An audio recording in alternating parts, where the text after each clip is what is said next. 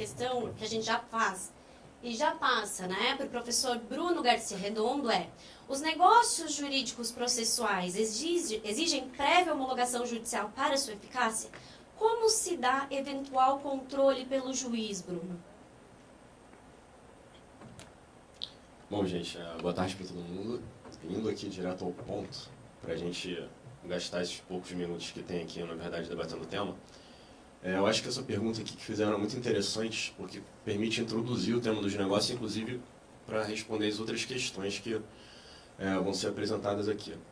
Essa pergunta tem a ver com validade e eficácia dos negócios jurídicos processuais. E aqui a gente precisa distinguir, basicamente, os negócios jurídicos processuais típicos dos atípicos e tentar pontuar qual seria a grande novidade do Código de 2015.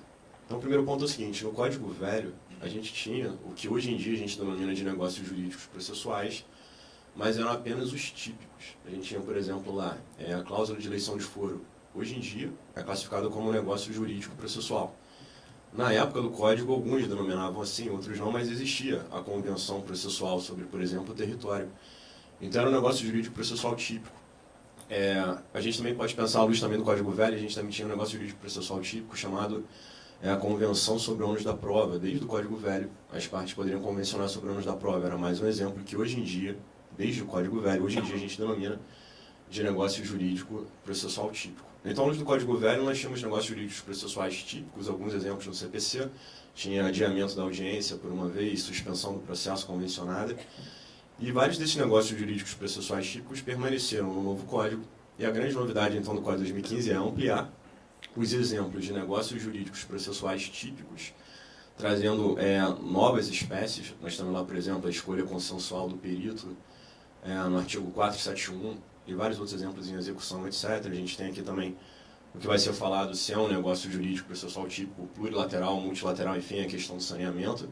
Mas, fato é, a gente tem uma ampliação dos negócios típicos e, principalmente, um grande novo artigo, que é o 190, que causa muito impacto, que traz lá a chamada cláusula geral de atipicidade dos negócios jurídicos processuais. Então, além da ampliação dos negócios típicos, nós temos uma cláusula que permite que as partes, além dessas hipóteses específicas, negociem sobre qualquer outro aspecto do procedimento que se enquadre nos requisitos do 190, né? Tem a ver, fala lá, as partes podem negociar sobre seus ônus, poderes, faculdades e deveres. Então tem que ser uma situação jurídica processual da parte, né, a ela relacionada, que tem a ver com ônus, poder, faculdade ou dever. A grande questão é a seguinte: existem negócios típicos e atípicos, e o parágrafo único do artigo 200, a gente pula lá 10 artigos e vai para o artigo 200, o 200 caput com o parágrafo único traz a questão da eficácia, e o artigo 190 com caput e parágrafo único traz o campo ali da validade. Como é que a gente conjuga a validade com a eficácia?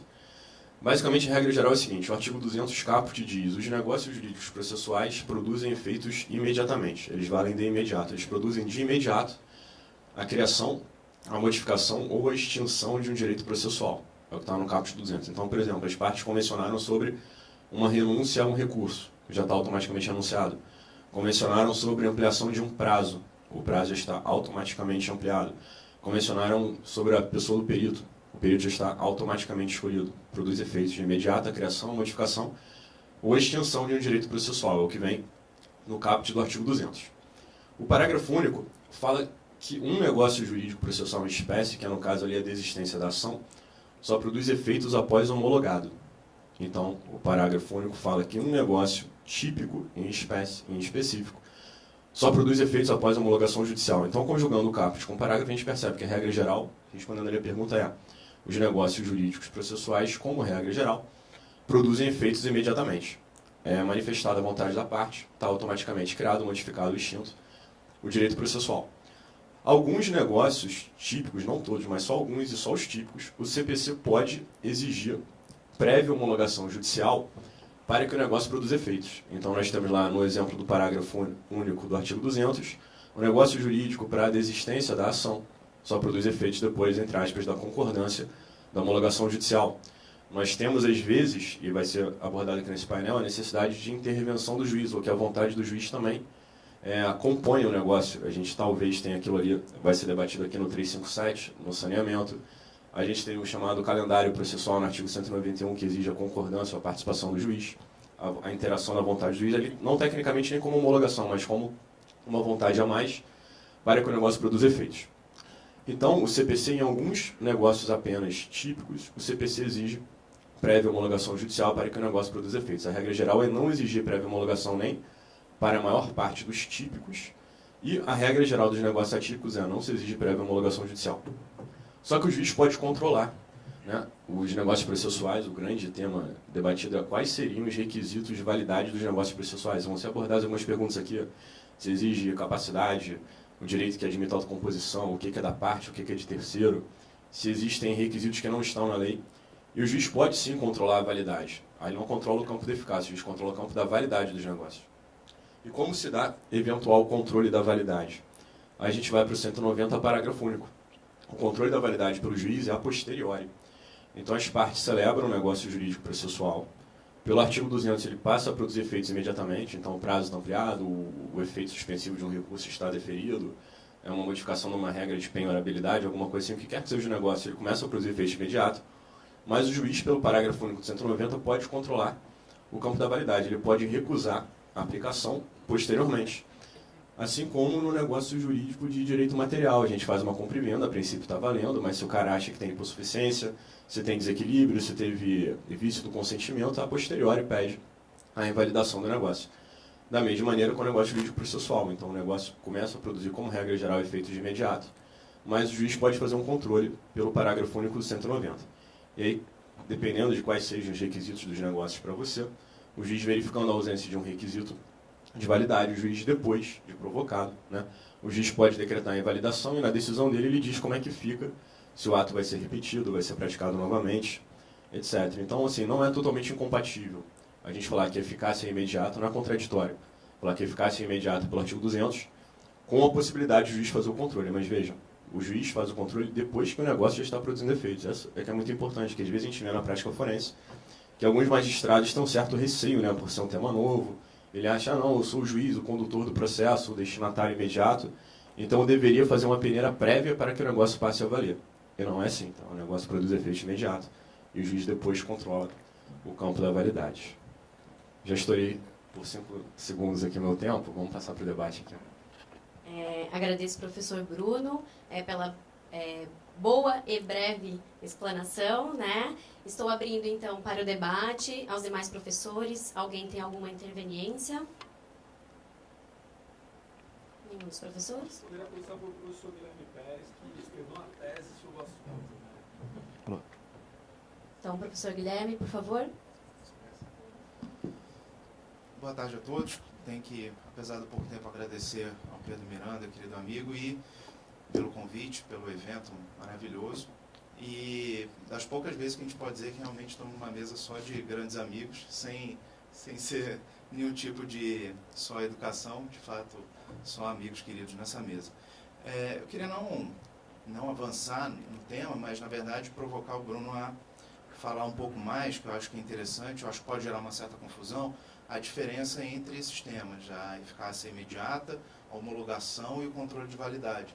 Né? O que seria a homologação exatamente? Com a natureza, o juiz precisa concordar com aquele negócio, achar que ele é bom para o processo, ele participa do negócio jurídico ao homologar, e qual a diferença disso, então, para o controle de validade? Eu acho que esse ponto merece um desenvolvimento maior, acho que vai ser interessante para todos. Bom, gente, então, continuando aqui, vejam só. Quando o código excepcionalmente exigir prévia homologação, quer dizer, o negócio não produz efeitos, senão após a homologação do juiz. E a homologação do juiz, na verdade, ele é um ato obrigatório para que o negócio produza efeitos, e quando o juiz vai homologar, obviamente, ele analisa também o campo da validade, ele só vai homologar algo que seja válido. Então, na verdade, nos raros negócios que são sujeitos à prévia homologação, o juiz, quando vai dar a decisão que homologa, na verdade, ele analisa aí sim, previamente, os requisitos de validade, claro, e aí o negócio estando apto, ele vai lá dar uma decisão que é a partir da qual o negócio passa a produzir efeitos. A questão é o que o juiz analisa, seja nos raros negócios que exigem prévia homologação, o que o juiz analisa como requisito de validade, e na regra geral, que é os negócios produzirem efeito imediato e o juiz a posteriori faz o controle da validade se provocado, alguém pode falar que tinha um contrato de adesão, que tinha uma coação, ou que o objeto mesmo seja nulo, ele seja ilícito. Por exemplo, verse sobre algo que não seja da parte, seja de um terceiro, alguma coisa assim. Aqui já fica um pouco mais complicado, Guilherme, eu acho que tem até um pouquinho a ver, inclusive, com a sua tese. Lembra um pouco, né, a sua tese de doutorado e os debates que a gente faz aqui, porque se o juiz só analisa os requisitos do 190, você deve analisar também outros requisitos. E, doutrinariamente falando, muita gente que já publicou, escreveu sobre o tema também, Júlio, enfim, basicamente cada processualista diverge. Na verdade, todo processualista diverge sobre tudo, né? A gente está acostumado a isso em processo civil. Mas em negócios jurídicos processuais, que é um tema novo, pensando inclusive em direito estrangeiro, a gente é um dos países mais avançados no mundo nesse tema, que a gente tem notícia. Por ser um tema então muito novo, a divergência ainda é maior. Então, realmente, assim, o juiz tem que fazer uma peneira. Agora, se o juiz tem que concordar, tem que achar bom, se ele pode fazer um controle de que a gente chama de conveniência e oportunidade, ou se o juiz faz um controle de proporcionalidade, razoabilidade, o que o juiz pode embutir como requisito, realmente varia de autor para autor. Tá? Você pergunta assim, se o juiz acha bom e tal. Eu, por exemplo, defendo que o juiz não deve analisar só se o negócio, não poderia deixar de negar a aplicação ao negócio só porque acha que o negócio é bom ou ruim. Tá? Ele não deveria fazer esse critério que a gente chama de conveniência e oportunidade. Se eu fosse parte, eu não gostaria de um prazo em dobro, eu acharia que o processo seria mais rápido se fosse simples. Esse conveniência e oportunidade o juiz não deve analisar, na minha opinião. O juiz só pode ir lá pelo artigo 8º analisar proporcionalidade e razoabilidade. É uma análise mais macro, assim. Por exemplo, prazos de 1 ano. Poxa, prazos de 1 ano me parece claramente desproporcional, a gente poderia indeferir. Mas um prazo em dobro, se ele acha conveniente ou não, seria um pouco melhor, não é flagrantemente desproporcional, o juiz não deveria entrar nesse critério, se acha bom ou ruim. Consegui responder um pouquinho? É isso, porque acho que gera uma certa confusão. Acho que pelo que você disse, se eu não estiver equivocado, os casos em que a lei exige prévia homologação são aqueles então que a eficácia ficaria diferida até uma análise da validade, mas o juízo de homologação é a mesma coisa do juízo de validade. Só, então, nos casos que demandam homologação, a eficácia fica diferida, então, para esse momento. Acho que isso deixa mais claro, porque é uma confusão que eu me deparei quando comecei a estudar o tema. Achei importante esse esclarecimento. Estou de acordo. Até porque se podemos considerar, né, já tínhamos negócios jurídicos processuais anteriormente, né, Bruno? E isso já estava na nossa prática, a gente mal reparava, né? O que causa agora uma preocupação é porque veio como sendo um instituto de inovação e não é simplesmente inovação, né? Inovação está nos atípicos mais propriamente, né? Eu gostaria de abrir a palavra para um próximo debatedor, se tiver interesse, ainda temos um pouquinho de tempo, 2 minutos. Só fazer uma nota curta, Ariane, dentro disso que você acabou de comentar, sobre ser uma novidade ou não ser uma novidade, né?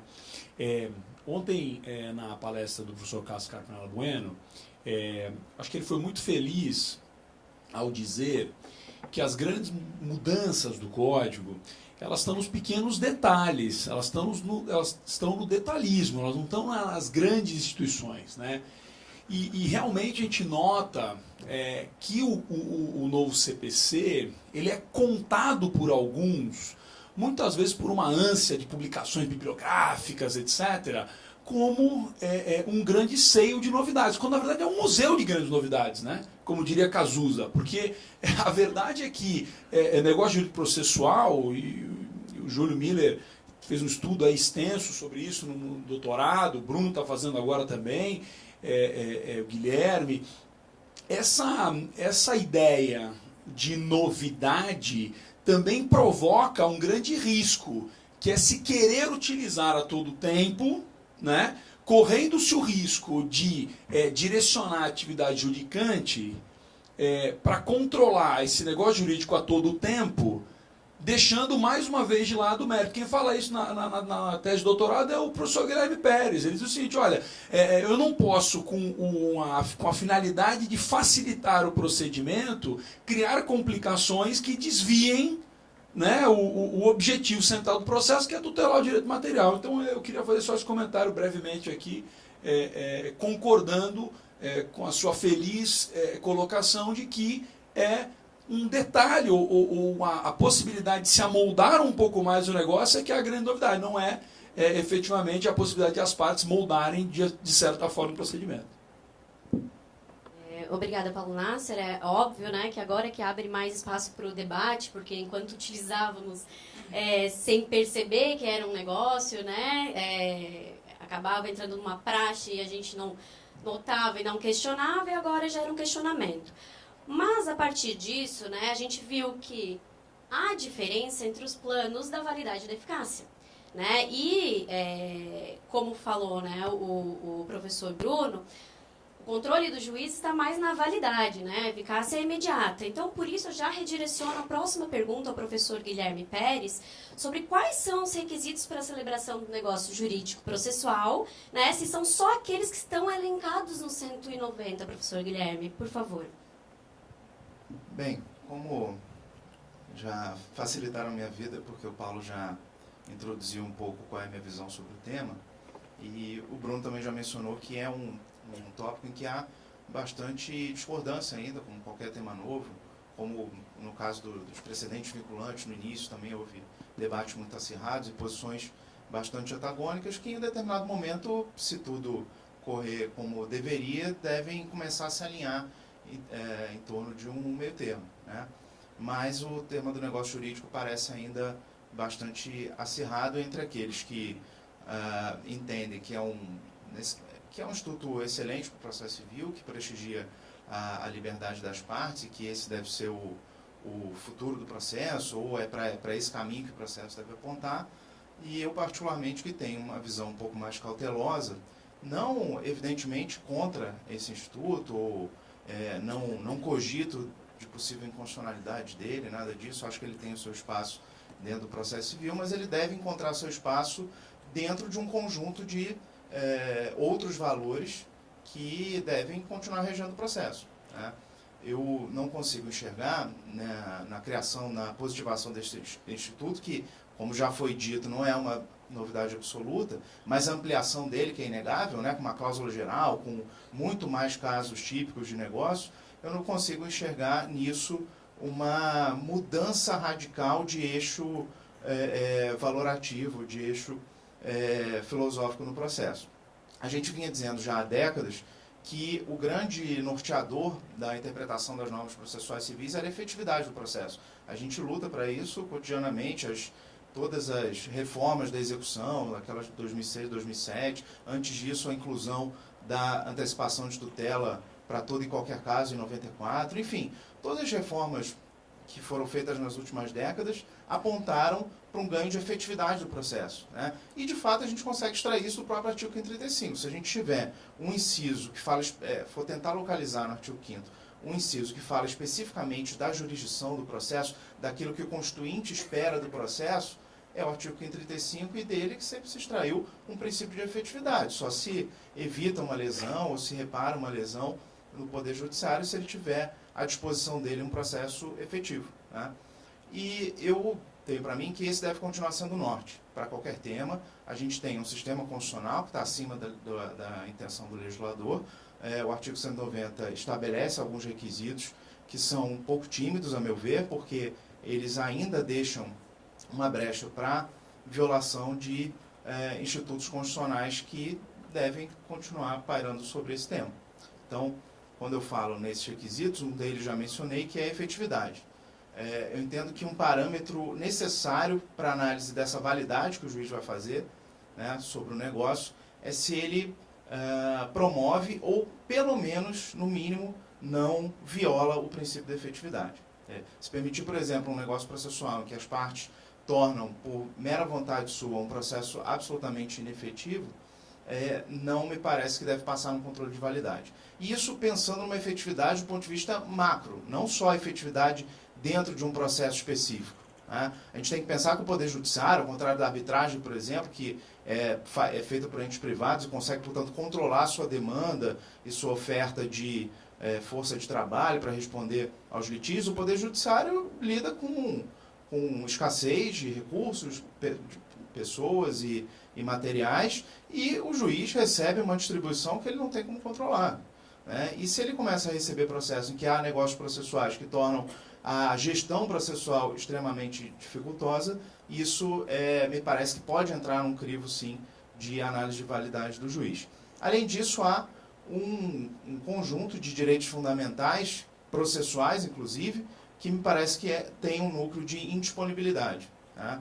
A gente fala no direito material, por exemplo, há direitos indisponíveis, inegavelmente. O direito à vida, à integridade física, né?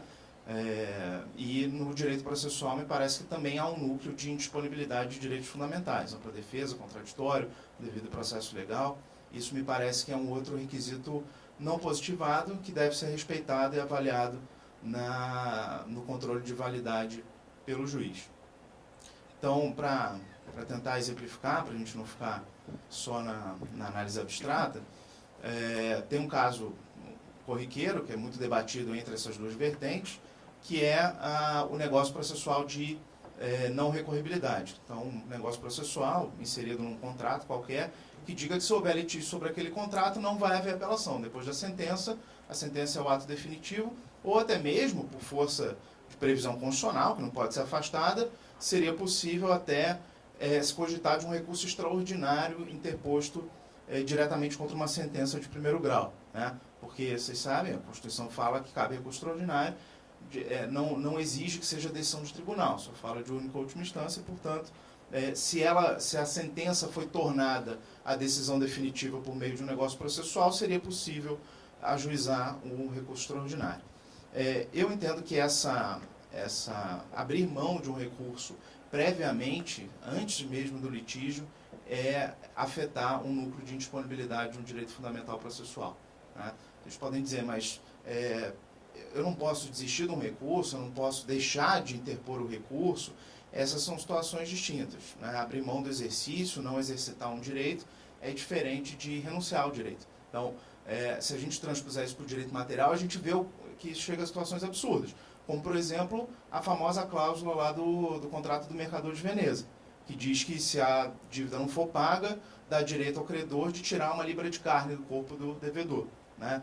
Quer dizer, essa cláusula seria válida hoje? Eu posso fazer uma declaração pública de que se eu for socorrido na rua num acidente, eu não quero ser atendido pelo sistema público de saúde, e um médico me recebendo lá desacordado e vendo essa declaração no meu bolso vai deixar de me atender porque eu abri mão do meu direito à saúde?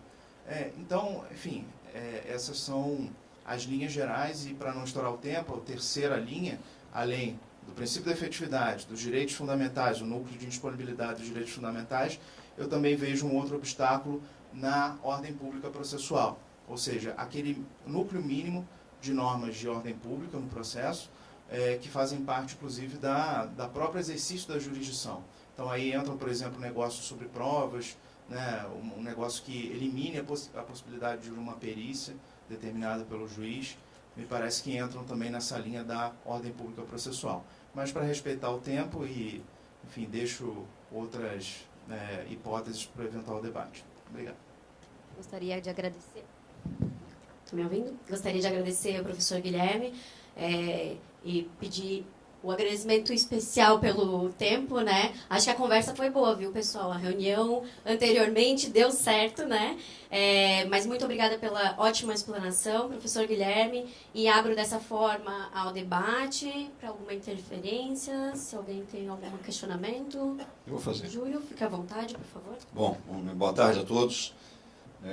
Já vou aproveitar, eu já faço o cumprimento agora, né, Ariane, que daí depois, quando eu for tratar da minha pergunta, eu já tenho um pouco mais de tempo. Mas cumprimento, obviamente, o pessoal todo que organizou o evento, a pessoa do Pedro Miranda, da doutora Isabela Medeiros, né, os nossos amigos aqui que compõem a nossa mesa, que realmente são amigos, né, somos todos amigos, porque somos todos, inclusive, de uma mesma geração, né, de estudantes de doutorado da PUC, né? E isso nos aproximou muito mais do que o processo civil, né? A gente realmente ficou bastante amigo desde então, né? E cumprimento também a todos aí na pessoa das minhas duas irmãs, que são advogadas, que estão aqui nos dando a honra também de nos assistir.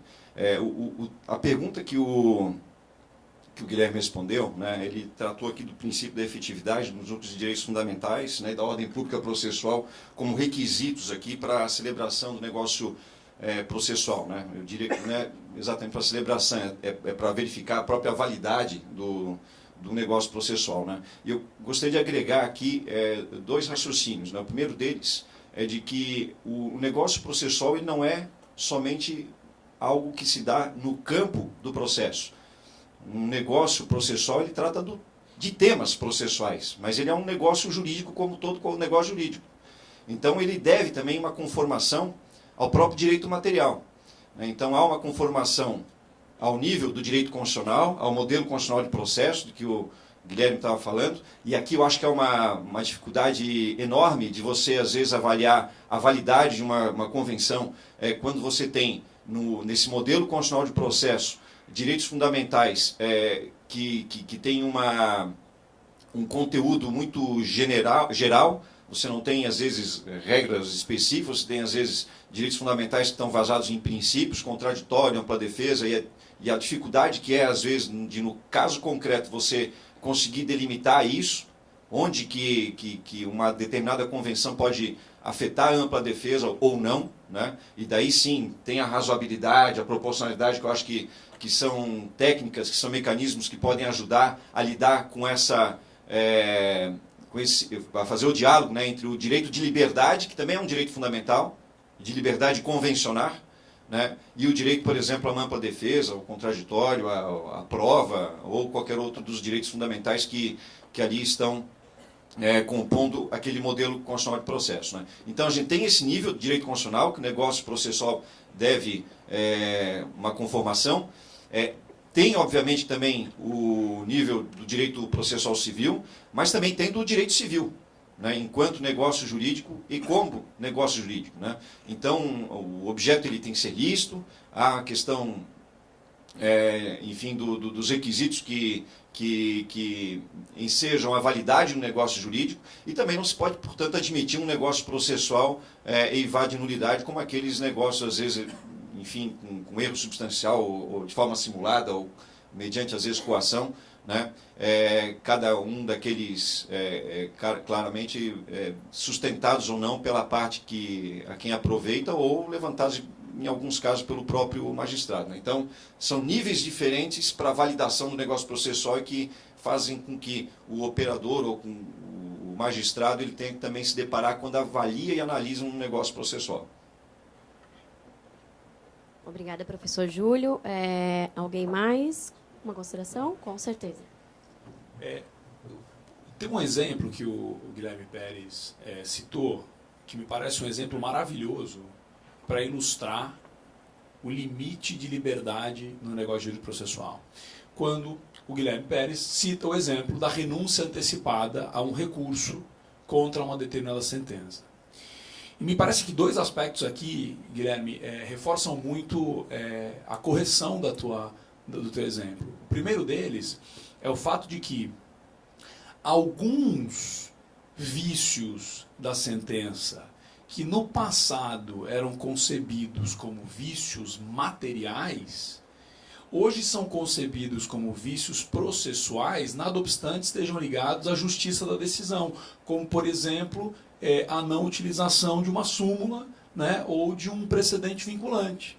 Então, eu não posso partir da premissa de que aquela sentença vai estar correta e, por isso, eu não vou ter interesse em recorrer. Alguém vai dizer assim, não, mas na arbitragem você pode ter uma instância única e você não pode questionar não pode questionar a justiça da decisão. É verdade.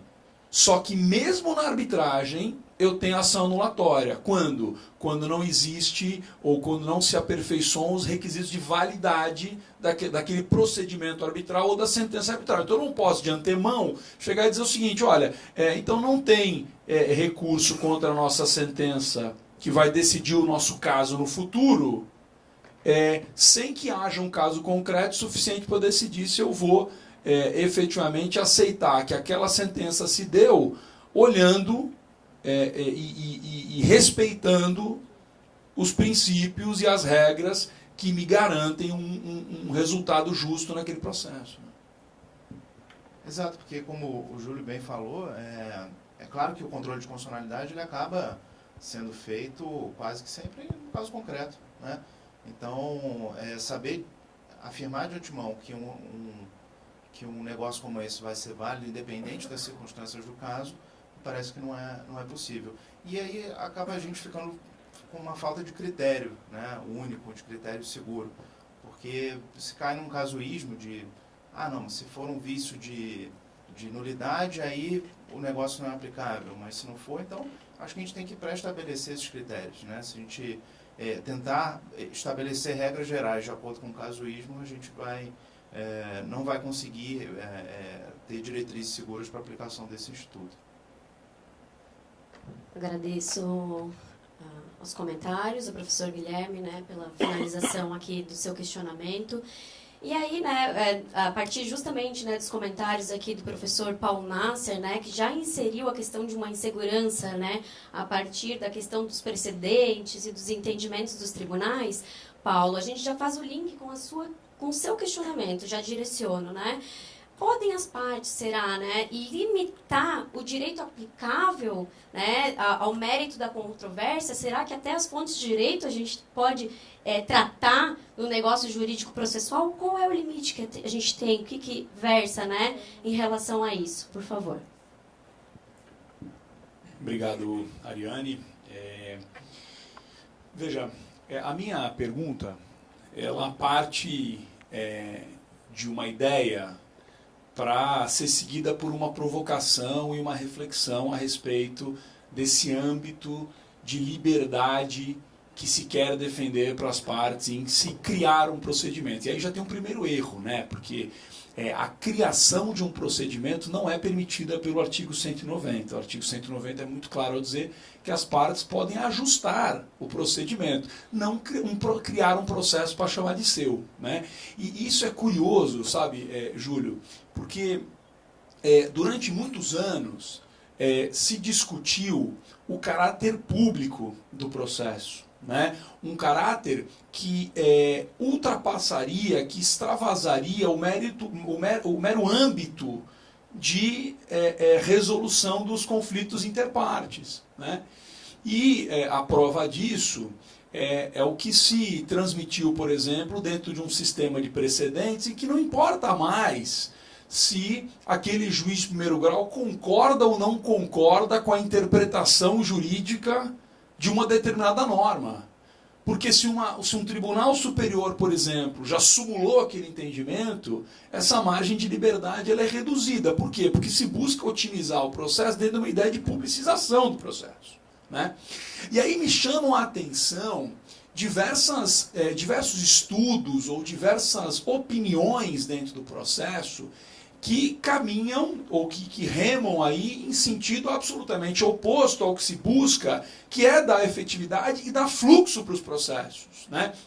Se nós formos pegar alguns enunciados, são curiosíssimos, Bruno, os enunciados do Fórum de Processualistas, né? Tem um enunciado lá que diz o seguinte: as partes não podem, por convenção processual, afastar os deveres, como, por exemplo, o dever de boa-fé. Mas é óbvio que não podem. É óbvio que não podem. É como você diz, olha, as partes não podem combinar num jogo de futebol que pode fazer gol com a mão. É evidente que não pode, porque é da essência do futebol o sujeito não colocar a mão na bola, exceto o goleiro. É a mesma coisa que se pensa dentro de um procedimento civil. Defende-se numa dos enunciados, isso já deve ter sido revogado, não é possível, mas tinha lá o enunciado dizia o seguinte: as partes podem combinar o tempo de sustentação oral. Pois não, então as partes vão combinar o tempo de sustentação oral, né? E ontem faço referência de novo à palestra do Cássio, porque ele cita um fato que é muito verdadeiro. Tem sessão ainda até 10 horas da noite no Tribunal de São Paulo, começando 2 horas da tarde, 1 hora da tarde, em razão do número de sustentações orais. Agora eu posso chegar lá com o Júlio Miller e dizer quanto tempo nós vamos sustentar? Não faz sentido, né? E é por isso que existem meios alternativos de solução de conflitos. Então o que nós não podemos confundir dentro dessa ideia de negócio jurídico processual é que o negócio jurídico processual ele não serve para criar um meio alternativo de resolução de disputas, mas serve sim para que se possa ajustar o procedimento para que aquele processo flua melhor, mas não a ponto de deixar o juiz novamente. O processo civil muitas vezes se comporta como uma mistura de Narciso e Fênix, né? O processo civil ele gosta de se olhar no espelho e toda vez que ele se vê perdendo espaço para o direito material, ele ressurge como uma fênix, né? Então o que acontece, Júlio, é que nessas circunstâncias, o processo civil, ao se colocar em evidência de novo e em detrimento do direito material, torna uma discussão cíclica. Então eu tenho que usar o negócio jurídico processual para que se atenda melhor ao objetivo daquela demanda. E aí vem o ponto da minha pergunta, né? Porque essa pergunta é muito comum em arbitragem. Eu posso escolher a regra material de resolução dos conflitos? Posso. Se eu quiser criar, ou se eu quiser adotar uma legislação estrangeira, ou criar um conjunto de regras para resolver lá na arbitragem, eu posso. Agora, e dentro do processo civil? Eu posso também? Eu posso adotar o direito estrangeiro? Tem casos julgados à luz do direito estrangeiro. Agora, quando eu penso no direito brasileiro, né, conjunto de regras e normas, né, regras e princípios, conjunto de normas vigentes no direito brasileiro, será que é possível que por uma convenção processual se exclua a aplicação dos precedentes jurisprudenciais, se exclua, por exemplo, a aplicação de uma súmula do STJ, né, de um julgamento nos recursos repetitivos? E a minha primeira reação é dizer que não. E isso vai muito em linha com o que disse o professor Júlio Miller, quando diz, olha, a Convenção sobre Procedimento, ela também tem que ser vista à luz do direito civil. E se nós formos lá no artigo 166 do Código Civil Brasileiro, que fala sobre a nulidade do negócio jurídico, se diz que o negócio jurídico é nulo quando fraudar a lei imperativa, ou então quando a lei proibir aquele determinado ato ou fato sem combinar uma sanção. Dentro do sistema processual brasileiro, eu tenho a proibição do uso, ou a proibição da interpretação normativa livre, quando essa interpretação normativa já é vinculada e tem uma sanção. Então, quer dizer, se o negócio jurídico é nulo, quando a lei proíbe a prática e não combina a sanção, que dirá quando a própria lei combina uma sanção de nulidade para aquela decisão judicial que deixa de acolher um precedente ou, vamos dizer, um entendimento jurisprudencial vinculante. O que é, na verdade, essa ideia? É que eu acabo restringindo o âmbito de liberdade do juiz para a interpretação normativa, quando essa interpretação normativa já está pacificada nos termos, né, do Código de Processo Civil e dos mecanismos possíveis.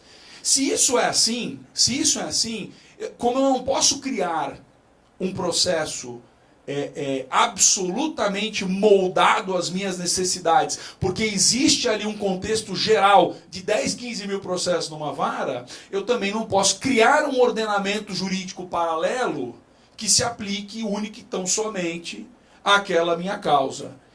Um meio alternativo de resolução de conflitos não se confunde com a possibilidade de ajustar o procedimento dentro do meio ordinário de resolução de conflitos. Então essa é a minha visão sobre o tema. Obrigada, professor Paulo Nasser, até porque precisamos considerar, né, em complemento, que o processo judicial ele tem uma função pública, né? Não é apenas a administração de interesses privados, como é no juízo arbitral. Então, nós temos que tomar determinado cuidado, né, com os interesses sociais que envolvem, né, a tutela jurisdicional. E penso, né, tomar cuidado para que a gente não se aproxime muito a uma justiça arbitral privada e que a gente consiga ainda ter todos os fundamentos da tutela jurisdicional garantidos. Agora abro, né, já me aproveitando o espaço, os minutos aqui, abro as palavras. Professor Gustavo, por favor, fique à vontade. Então, primeiro, boa tarde, agradeço também aproveitar um pouquinho do tempo, né, Júlio, agradecer a todos aqui, o Pedro Miranda, a todos pelo belíssimo evento, saudar meus amigos da mesa e saudar também dois outros grandes amigos que estão na plateia, Luciano e Eric Navarro. Só uma ponderação muito rápida, Paulo, acho que você foi muito feliz, né, na sua explanação, e eu vejo com muita reserva a forma como a gente vem debatendo esses temas, né, negócio jurídico processual, e eu acho que a gente tem que ter muito cuidado na forma de aplicação. Eu acho que o excesso de criatividade que a gente vem aplicando nos debates, ele é muito perigoso.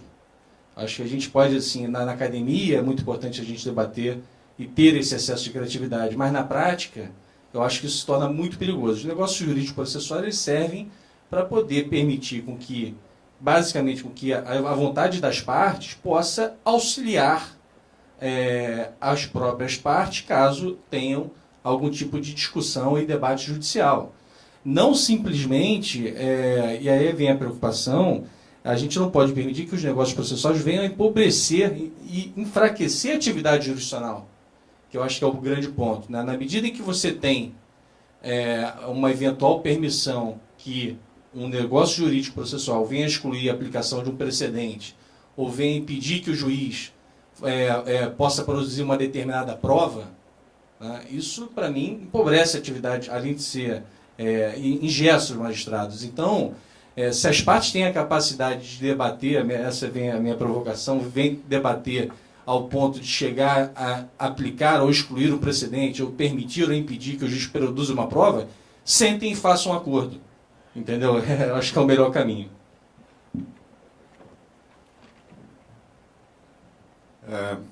Vou até, a todos, incluir outros dois raciocínios. Que uma coisa é o sistema arbitragem. E aqui nós temos o professor Paunassi, que é um advogado, enfim, que trabalha muito nessa área. E outra coisa é o sistema judicial. São sistemas distintos. Né? Então, poderíamos pensar em limitar o direito aplicável, né, excluindo, por exemplo, a aplicação dos precedentes por meio de um negócio processual? Na minha opinião, não. Né? E a resposta ela está contida na própria limitação que o artigo 190 dá. As partes podem negociar os seus ônus, os seus poderes, os seus deveres, mas não o dever do juiz, nós temos juízes aqui, não os poderes de um juiz, né, com relação à aplicação do direito. Há essa limitação. Se você quiser excluir os precedentes, então é o seguinte, não faça uma convenção para modificar um determinado poder ou dever num processo judicial. Faça então uma convenção escolhendo a arbitragem como um mecanismo para poder resolver isso. Simples. Se me permite um breve comentário, um tema de muito estudo do nosso amigo Eric Navarro, que está sentado ali e nos vai dar o prazer da sua exposição na sequência, né? Os termos estatísticos eles são importantes para que a gente possa ter uma noção real do que acontece e muitas vezes deixar alguns balões de ensaio de lado, né?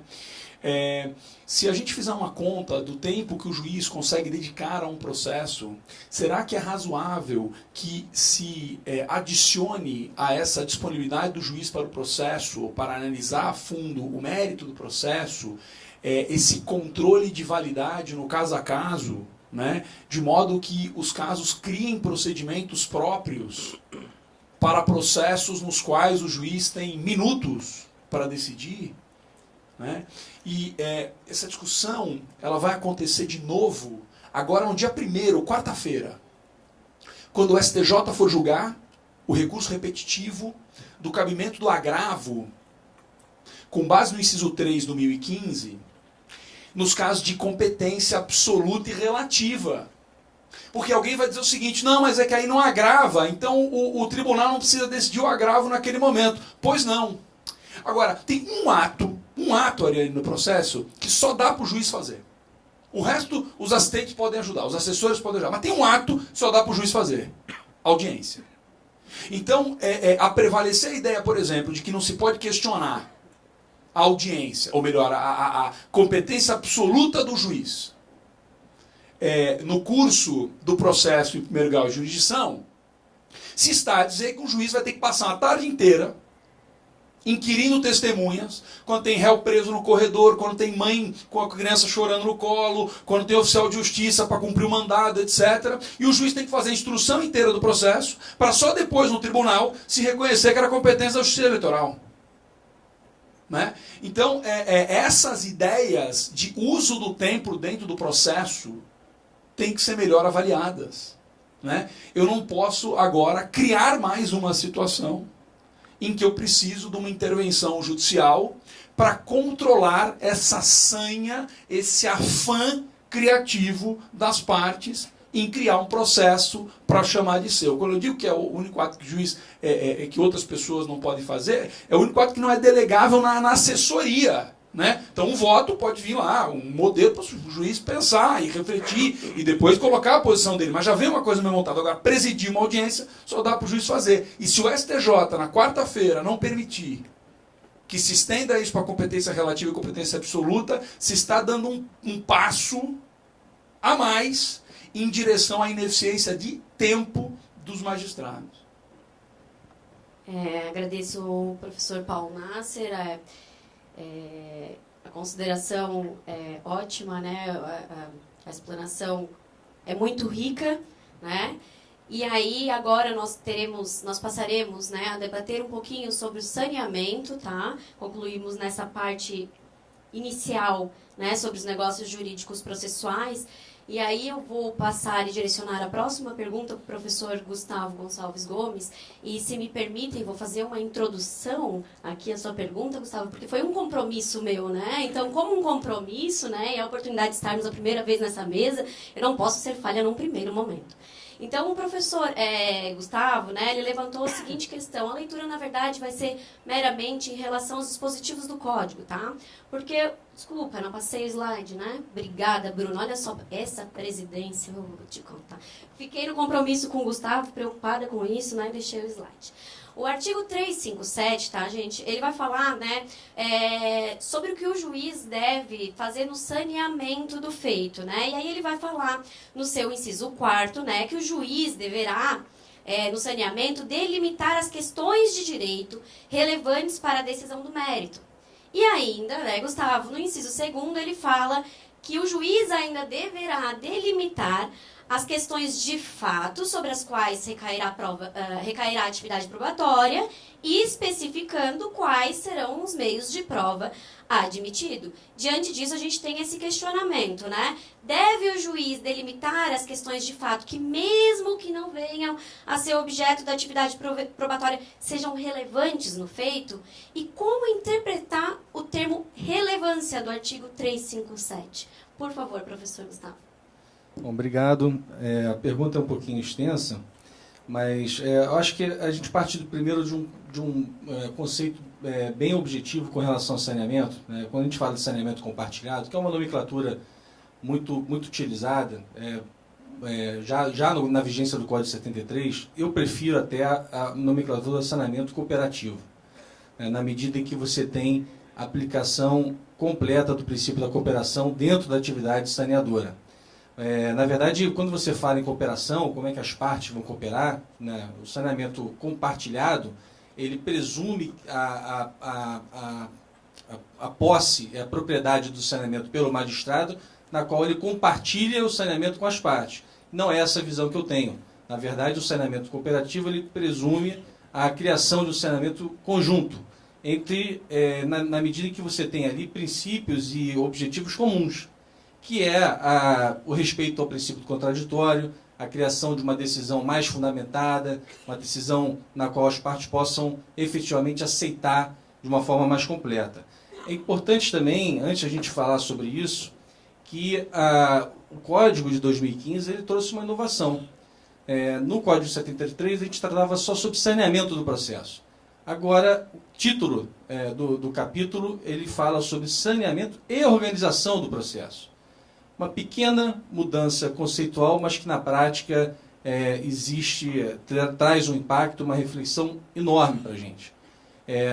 O objetivo do Código foi otimizar a prestação jurisdicional, um dos objetivos.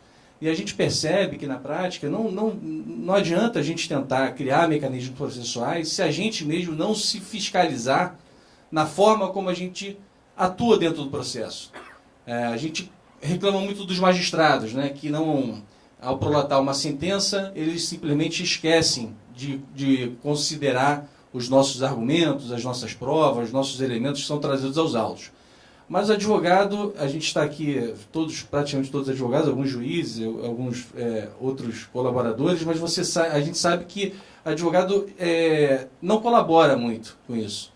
A forma como a gente redige a nossa petição inicial não coloca de forma individualizada os nossos argumentos, as questões de fato, as questões de direito. E para o juiz, ao analisar, os autos, ele tem muita dificuldade em pensar e extrair, tanto da defesa como da petição inicial, os elementos, todos aqueles elementos que são importantes para as partes. Então é necessário, aí eu trago essa reflexão, que a gente tenha um pouco mais de organização na forma como a gente se coloca no processo. A gente precisa encarar o processo, na verdade, como um grande roteiro de julgamento. E essa é a função do saneamento hoje. O saneamento ele visa criar um roteiro de julgamento para que o juiz possa, observando aquilo que foi definido pelo juiz e pelas partes, chegar a uma decisão justa, adequada e que seja livremente aceita por todos. Quais são as funções hoje, quais são as atividades exercidas dentro do saneamento cooperativo, né? Primeiro é o próprio saneamento. Ele tem que resolver as questões processuais pendentes, né, e também eventuais nulidades que tenham dentro do processo. Essa é uma atividade, inclusive, essa premissa, ela vem sendo tratada durante todo o Código, está dentro dos poderes atribuídos ao juiz, né? Então, primeiro o saneamento, depois ele tem a delimitação das questões de fato, a delimitação das questões de direito relevantes, tem também a questão, a necessidade de distribuição dinâmica do ônus da prova. Essa pergunta propriamente, e aí vem a provocação, o inciso 4º ele fala que o juiz precisa individualizar as questões de direito que sejam relevantes para o julgamento da lide. O que são questões de direito? Qualquer tipo de fonte do direito que venha a ser aplicada, que possa ser aplicada pelo magistrado na definição do caso. Então, leis, atos normativos, costumes, qualquer situação que seja relevante para o julgamento daquele caso, ele tem que individualizar e tratar no saneamento, na verdade, relacionar no saneamento para que ele possa tratar dentro da sua sentença. Com relação aos fatos, o legislador não foi tão objetivo ao explicar quais são os fatos que têm que ser tratados na sentença. E aí vem a minha provocação. Na minha visão, não servem só para a composição da sentença os fatos que dependam de atividade probatória.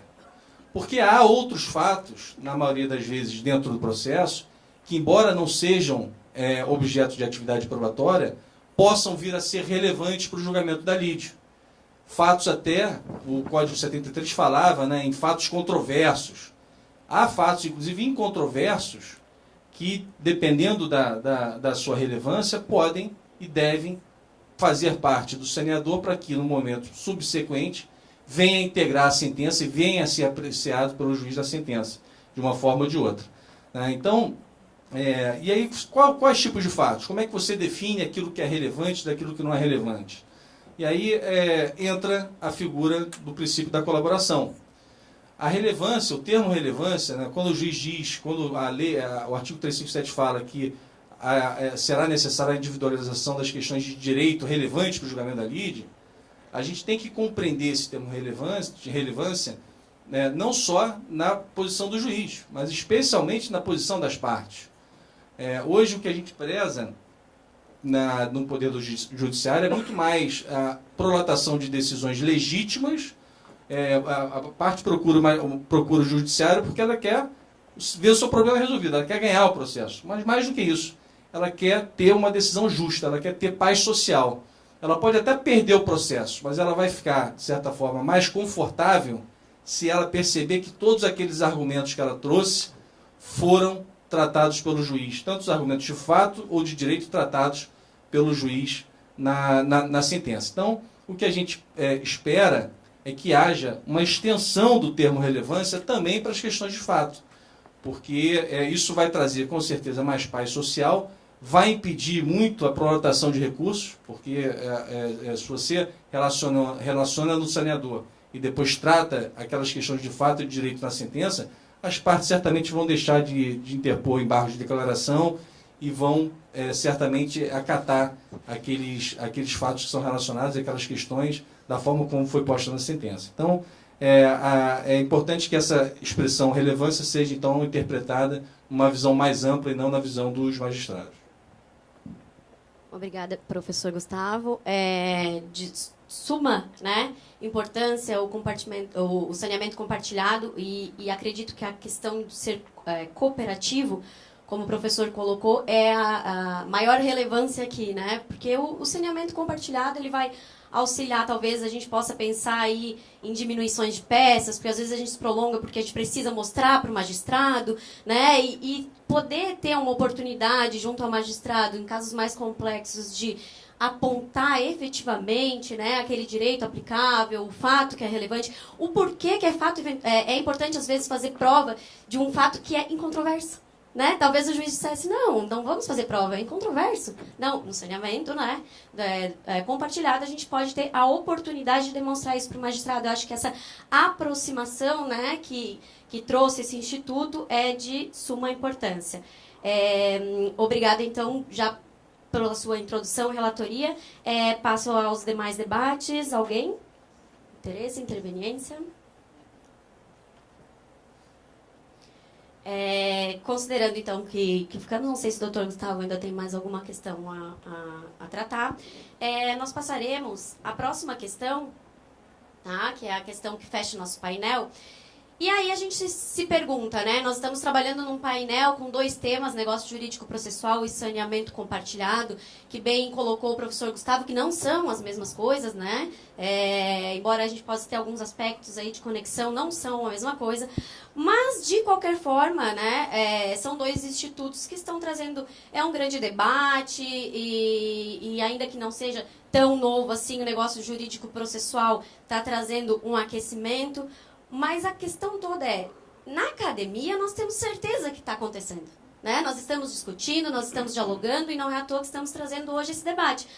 A questão é, professor Júlio Miller, e na prática isso está ocorrendo? Estão sendo utilizados esses institutos?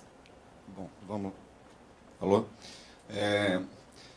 Essa pergunta, ela toma, eu acho que uma dimensão maior quando a gente, aqueles que assistiram às palestras de ontem, puderam perceber que tem gente que diz que o código pegou, que já está tudo sendo aplicado, bonitinho e tal, e tem gente dizendo que, olha, não pegou não, não é bem assim, as coisas não sendo bem utilizadas, em toda a sua potencialidade, ao menos. Né?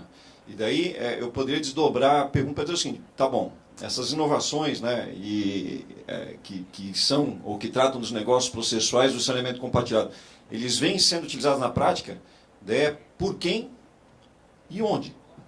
Né? Porque você tem negócios processuais que a gente utiliza e utiliza com muita frequência há muito tempo. Por exemplo, uma convenção processual sobre eleição de foro. Todo mundo utiliza há muito tempo. Todos aqui talvez devam ter tido já experiência quanto a isso. Mas outras não. Saneamento compartilhado. Cada advogado aqui deve ter uma experiência, porque tem juízes que talvez as fazem e outras as estimulam, né? E outros não.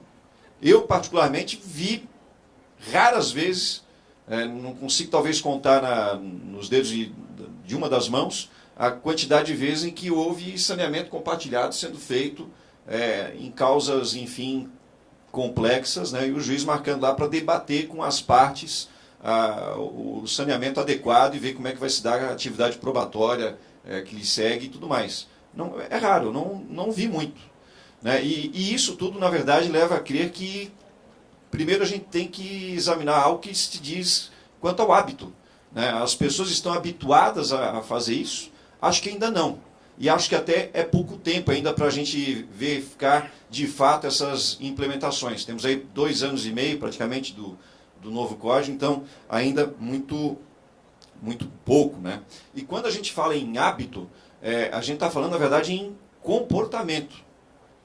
Né? As pessoas precisam mudar o comportamento para criar o hábito e, a partir daquilo ali, começar a celebrar negócio processual, a verdadeiramente convencionar sobre situações processuais e procedimentos, ou, no caso dos juízes, a estimular lá o saneamento compartilhado. Ou mesmo das partes, que podem também celebrar um negócio processual, né, a respeito das questões ali relevantes para o processo que merecem instrução probatória. E quando a gente fala de comportamento, a gente pode simplesmente começar a chutar, sair chutando, e cada um acha alguma coisa, ou podemos nos apoiar da ciência que estuda comportamento.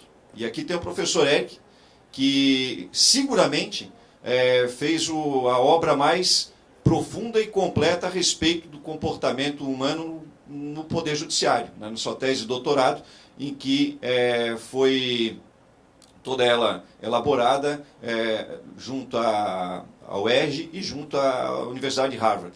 Né? E, basicamente, quando a gente começa a trabalhar com economia, que é a ciência que estuda ou que trata do comportamento, é a microeconomia, né, nós temos várias vertentes, digamos assim, para examinar por que uma pessoa, por que as pessoas celebram negócios processuais ou por que elas não estão celebrando negócios processuais. Por que um juiz promove lá o saneamento compartilhado ou por que não o faz. E são inúmeras as causas para isso. A gente poderia apresentar como uma primeira linha de pensamento aqui, algo que diz respeito à análise comportamental, né, Behavior Economics, e que vai verificar se as pessoas elas estão agindo de forma racional, pensando, refletindo, e vendo se o negócio processual é algo que pode tornar aquele processo futuro, que às vezes nem existiu ainda, e de fato o negócio processual ele é muito melhor, encontra o melhor momento para essa celebração quando não há ainda uma lide, quando não há ainda uma controvérsia, né? Ou se não. Então, há quem diga que hoje você tem no comportamento humano, né, para celebrar ou não negócios processuais, por exemplo, né, uma previsível irracionalidade, no sentido de que as pessoas não param para avaliar se há um caminho que elas podem construir em conjunto, as partes, em detrimento daquele outro caminho já pré-estabelecido, que é o procedimento legal previsto lá em lei. E não fazem, portanto, uma avaliação das vantagens e desvantagens nesses múltiplos caminhos que estão abertos hoje, quando você tem uma cláusula geral que permite negociar sobre tudo no processo. Ou sobre muita coisa do processo. Não sobre tudo, mas sobre muita coisa do processo. Então, essa é uma linha que pode e merece ser avaliada, porque há uma tendência das pessoas ao status quo. Há uma tendência das pessoas de aversão ao risco. Há uma tendência das pessoas de se manter sujeitos ao oficialismo, às rédeas do juiz controlando o processo. É mais confortável, é mais cômodo. Para que então ficar negociando? Mesmo quando um negócio pode ser tornar o processo melhor. Há uma outra linha também que diz respeito a examinar as desvantagens eventualmente existentes, né, que acabam servindo como restrição a você celebrar um negócio processual ou você a realizar um saneamento compartilhado. Quais são as vantagens e desvantagens? Quais são os custos de transação envolvidos? Né? E aqui a gente pode ter vários deles. Se o negócio for muito simples, é mais fácil de celebrar. Quanto mais complexo, mais difícil. Né? No modelo do Código de 73, nós tínhamos 2 negócios processuais previstos. Um que eu vi sendo utilizado largamente, Convenção sobre Eleição de Foro, e um que eu nunca vi, Convenção sobre o ônus da prova. Mas por que uma eu nunca vi? Porque essa outra Convenção sobre o ônus da prova é muito complexa para você tratar convencionalmente, às vezes até antes de um processo. Né? Então, enfim, nós temos que analisar se a gente está fazendo a nossa parte, no sentido de sair da zona de conforto e buscar realmente soluções melhores para o processo futuro, que às vezes nem existe ainda, ou aquele corrente. Né? E quando a gente fala em liberdade, a liberdade é o que dá vazão ao negócio processual, na verdade nós temos aqui todo um cardápio de opções que promovem angústia, porque a liberdade gera angústia, como dizia Sartre. Né? Você tem angústia quando você tem opções. Né? O Gustavo, e aqui já estou terminando, o Gustavo perguntou assim, puxa, eu quero comer uma ostra hoje, final de tarde, à noite, você tem algum lugar para me recomendar? Eu falei assim, eu tenho vários. Né? Isso já gerou uma angústia em mim, porque tem vários, né? Tem que escolher um. E daí eu pensei assim, bom, vou mostrar ele o Ostradamus, mas aí a angústia eu vou transmitir para ele, porque tem um cardápio lá com 30 opções diferentes de ostras, quando na verdade 2 serviriam, gratinada ou ao bafo. Né? Então a liberdade que o negócio processual permite de você construir diversas soluções de caminhos, né, diferentes, ela milita contra a própria utilização mais larga do Instituto, né? Então, quero crer que seja por aí. Obrigado. Muito obrigada pela sua explanação, professor Júlio. É de grande importância, acredito, a colocação do professor Júlio, porque nós aqui, né, temos magistrados, advogados e estudantes, acadêmicos, né, presentes. Acredito realmente, Júlio, talvez eu seja muito inocente ainda, né? Mas eu acredito que realmente a boa-fé, ela tem que prevalecer, né? Eu acho que muitos negócios ou muitos institutos deixam de ser utilizados porque a gente presume que o outro vai agir de má-fé. Logo, se o outro agir de má-fé, eu posso ser emboscado, né? Então, é melhor ficar na falsa segurança do processo como sendo assim, definido em procedimento, codificado, que ali eu tenho uma falsa segurança, mas vou seguir num caminho, né, fechado, do que dar oportunidade para as novas questões, novos institutos que podem sim auxiliar a gente num futuro. Eu acho que isso, né, devidamente debatido e estabelecidos, enfim, a gente vai realmente conseguir progredir. Eu tenho essa esperança e não sei se é só por inocência, mas eu espero que eu nunca a perca, tá? Gostaria de permanecer com essa inocência e com essa expectativa. Abro para os debates, para os demais debates. Alguém, professor Guilherme, por favor? Vou discordar radicalmente do meu amigo Júlio, que o ostra natural é a melhor, ele deixou de fora da lista. Um absurdo. Bom, eu não acho que necessariamente o sucesso de um instituto novo, inserido na lei processual, tem que ser medido quantitativamente. Quer dizer, não é o fato do negócio jurídico processual ser aplicado em muitos casos, numericamente falando, que vai dizer que ele foi bem sucedido. Pelo contrário, a gente tem que ver qual é o instituto, né? E às vezes esse uso quantitativamente alto é por razões meramente circunstanciais. O precedente vinculante, no início a gente tinha muita dúvida se ia ser aplicado, por conta de uma resistência de juízes em se verem engessados em relação à liberdade de convicção, etc. Mas, por outro lado, a gente tem a vontade do tribunal de se ver livre de demandas repetitivas, de diminuir sua carga de trabalho, de afirmação de poder por parte das instâncias superiores, que eventualmente vão fazer com que esse instituto seja muito aplicado. No caso do negócio processual, isso alguns já falaram, se não me engano, o Paulo, ele tem que servir para destravar um processo. Reparem, eu falei sobre requisitos não positivados, mas o próprio artigo 190 fala diante de peculiaridade do caso concreto. Isso já nos indica que é um instituto para ser usado excepcionalmente, num caso que contenha peculiaridade, né? E essas peculiaridades, por conta delas, elas fazem com que o procedimento padrão não consiga dar uma resposta satisfatória, não consiga destravar para que o direito material, que é efetivamente importante, seja bem apreciado. Então, de fato, é para ser usado em casos peculiares, né? Eu tenho verdadeira ojeriza a petições prolixas, longas, mas a gente sabe que em um outro caso, enfim, isso acaba acontecendo. Eu passei a atuar num processo que a inicial já tinha 80 páginas, eram 4, 5 contestações na média de 80 páginas também. Uma delas tinha reconvenção, portanto, na réplica tinha que contestar a reconvenção, e eu fiquei muito triste de ver que o resultado final do trabalho foi uma réplica de 99 páginas. É terrível. Mas esse caso, de fato, demandava. A questão, de fato, era muito complexa e muito longa. Era necessário criar um contexto muito amplo de matéria factual que demandou esse tipo de alongamento nas razões.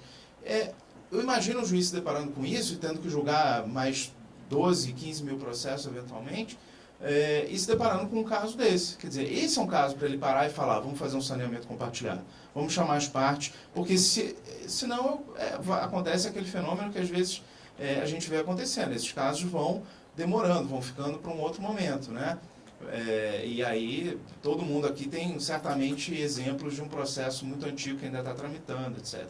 Então é para esse tipo de caso que a gente tem que pensar em soluções assim, casos peculiares, cujas peculiaridades a gente possa, por meio desse instituto tão importante, porém limitada a essa função, destravar e resolver.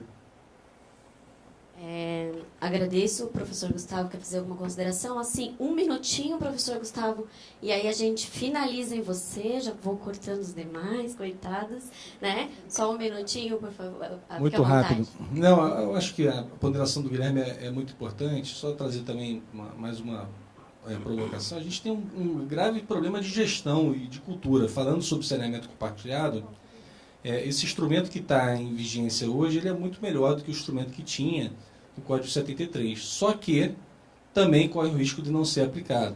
Então a gente tem um grande problema de gestão. Eu adoraria fazer o saneamento compartilhado, chamar as partes, dizer, olha, autor, quais são as questões de fato e de direito relevantes para você? Deixa eu anotar aqui. Ele vai lá, anota. Réu, dá uma resumida para mim aí, o que é realmente importante para você? Questões de fato e de direito. Anota, cruza as informações, vê se não tem nada absurdo de um lado ou de outro, faz a distribuição dinâmica do ônus da prova, defere as provas que são importantes para a lide, e ele já tem ali um roteiro completamente preparado para poder fazer o julgamento dele. Então, seria muito mais fácil, muito mais efetivo, muito mais leal, muito mais democrático se houvesse esse tipo de preocupação. Então, a gente às vezes se prende em falsas muletas de problemas estruturais. Eu não tenho tempo para fazer audiência, não tenho tempo para olhar o processo de profundidade. E isso tudo são falsas muletas, a gente tem que enfrentar isso com coragem. Obrigada. Peço desculpas aos demais debatedores, eu realmente vou dar o encerramento. Queria só parabenizar o professor Gustavo também pelas considerações, cumprimentar novamente a todos, né? Agradecer a presença nesse dia aqui tão especial e agradecer por poder participar, né, desse debate maravilhoso, todos os presentes, e professor Pedro Miranda novamente pela organização, e convido todos também para participar do nosso próximo painel sobre parte geral e processos de conhecimento, né, com os nossos queridos colegas que estarão presentes. Encerro o painel, então, agradecendo novamente a todos. Obrigada.